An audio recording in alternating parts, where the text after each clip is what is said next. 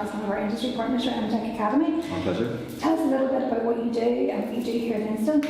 So we are a bespoke software engineering company, and we deliver software services to largely to other software companies and consultancies. So we provide dedicated teams where we deliver products essentially into banks, into government, into security organisations. And we've got clients locally in GB and essentially all over the world. And we also provide training to other software companies as well. So we are, I guess, highly thought of among software companies. So they bring us in to actually educate their software engineers as well. So we do essentially two things: software development and training. And you've had quite an interesting career yourself. You're obviously the MD and founder of Instil, but you have obviously earned your stripes and your experience working in the tech sector in Northern Ireland. Can you talk a little bit about your experience? Yeah, so I started coding when I was 14. In school, in class? Actually at home. Right, okay. So I badgered my parents into buying a ZX Spectrum. So this is 1981, this is a long time ago. And essentially I just typed programs for magazines and got this passion for building stuff. I actually didn't do an O-level in those days. I didn't do an O-level in computing. The O-level was actually quite far behind where home computing was at that stage, so I felt I was learning more from just doing it rather than actually doing the O-level or A-level. And then I went on and did a degree in microelectronics and software engineering, so it was kind of a mixture of hardware and software. And then once I graduated, I was straight into software engineering, and I was very lucky to get a job in a compiler company.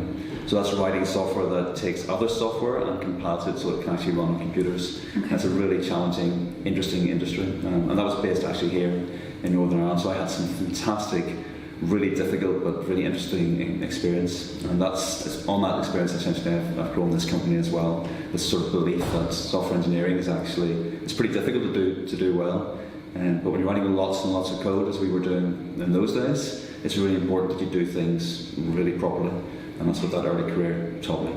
And you have obviously then witnessed the explosion of the tech sector and software engineer jobs in Belfast predominantly, and you've seen kind of the peaks and then the falls in that.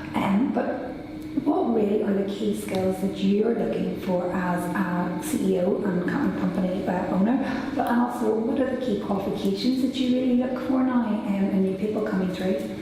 So if you asked me this question 5 years ago, maybe even less, I would have said maths, engineering, all the sciences, go at it full core. And I think they are important, but I don't think they're the be-all and end-all. I would say that our best engineers actually have something else, and that's an ability to communicate. Okay.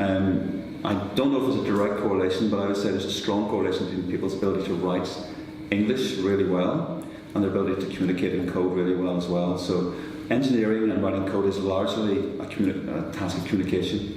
Okay. You're breaking down instructions and you're displaying those instructions in a communicative way as possible. And I think that takes a certain linguistic skill, actually, as well as a mathematical skill. Yes, there's a lot of maths in computing and a lot of mathematical terms, but actually there's a huge linguistic part to this as well, which I think has largely been underplayed over the last few years. So for me, I think, yes, the sciences are important, but I think actually having a good grounding in English is actually essential as well. So when I'm saying English, I'm talking about communication, just the ability to communicate, the ability to put your ideas forward, either on paper or and through software, or actually to other people as well. So science, yes, maths, yes, but also English. Communication, absolutely. One of the 4 C's. One of the 4 C's. I don't know if the industry as a whole is quite there with that yet. I think they will get there, but I definitely think there's a strong correlation. So we're looking for people who write great CVs, who write good cover letters, and you can see from that, you get insight from that, you can actually see that this is somebody who puts a lot of attention into the detail of what they're doing, and that's really important when you're coding and writing software. Okay, and one last question. So there's so many software engineering degree programs out there here and in the UK. There's a number of different routes into software through vocational opportunities, through higher apprenticeships. There's various different A-levels and GCSEs coming out. Is that the first thing you look for, is a qualification in software engineering, or is it maybe perhaps as you did, some work at home to kind of showcase your passion, or is it something completely different? What's the kind of first thing that you go, right, I want to interview this person, or I want to know more about this person? The first thing we probably look for is passion. Okay.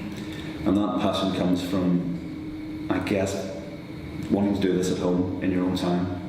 Passion is building stuff, creating stuff, and I think the only way you can do it is actually just stuff in your living room, stuff in your bedroom, whatever, and just having the curiosity and the will just to go out and learn what it takes to build programs, software. The education, the degrees and everything else is kind of really important. In some ways it allows us to see, particularly when you've got good grades, it allows us to see people who will see this through and show people who can work really hard. But I would say actually the passion and curiosity is probably the most important thing that you can have. So if you've got a portfolio of projects that you've worked on in your own time, and that can be in anything, it can be in JavaScript or Python or whatever language you choose, but just show and demonstrate that essentially you really are interested in this degree. It's not just an afterthought because you think there's lots of money, it's actually because you want to build and create stuff. And you've been highly involved with a new coding language that's coming out, Kotlin? Kotlin, yes. I'm always curious to Yeah. pronounce it incorrectly.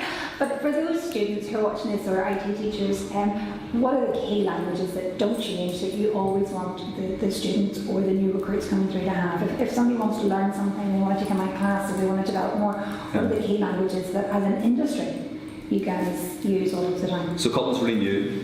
Kotlin's been about, well, it's actually 2011 when it was created, but it's really starting to come into favour right now, in 2016, 2017. The reason why we use Kotlin is because we write better software with Kotlin, and when we write better software, it's better for our customers. So that's why we choose certain languages over others. There are many different camps of languages. It's quite a confusing landscape.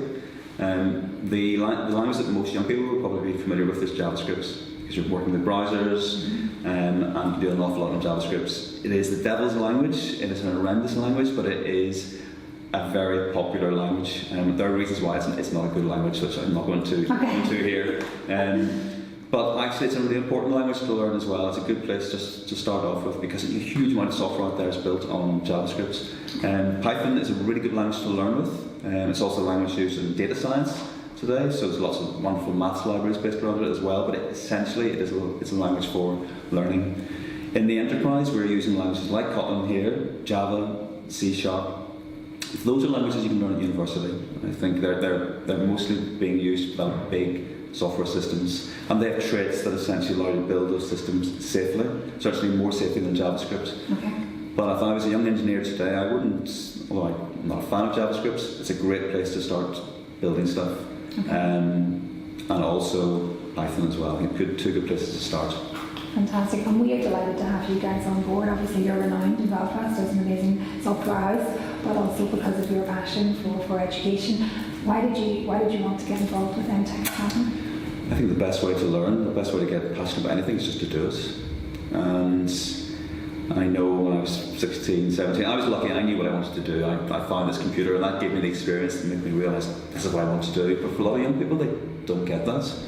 Okay, you can go and get a computer today and learn the way I did, but I know, seeing my own daughter, she wants to get into the creative arts, but she has no experience to go, yeah, this is definitely it, this is definitely what I want to do. And I want to give people that opportunity to go, yeah, this is it, or actually maybe no, this isn't it, it's maybe something else, and that's okay, that's perfectly okay, but hopefully they come out and go, no, this is definitely what I want to do. And so I think experience knocks everything else out of the park. Okay, well look, we're really looking forward to working with you, especially having you again in Barcelona. Sure. Yeah, looking forward to that too. Roman's really enjoyed having a conversation with you that day, but hopefully obviously this year it'll be a bit more structured and the students will be able to ask you some questions. Okay, absolutely, interested not a problem. in being a software engineer. Yeah. Tara, thank you for your time. Thanks, Diane. Thank you. Was that alright? Do we need to do it again?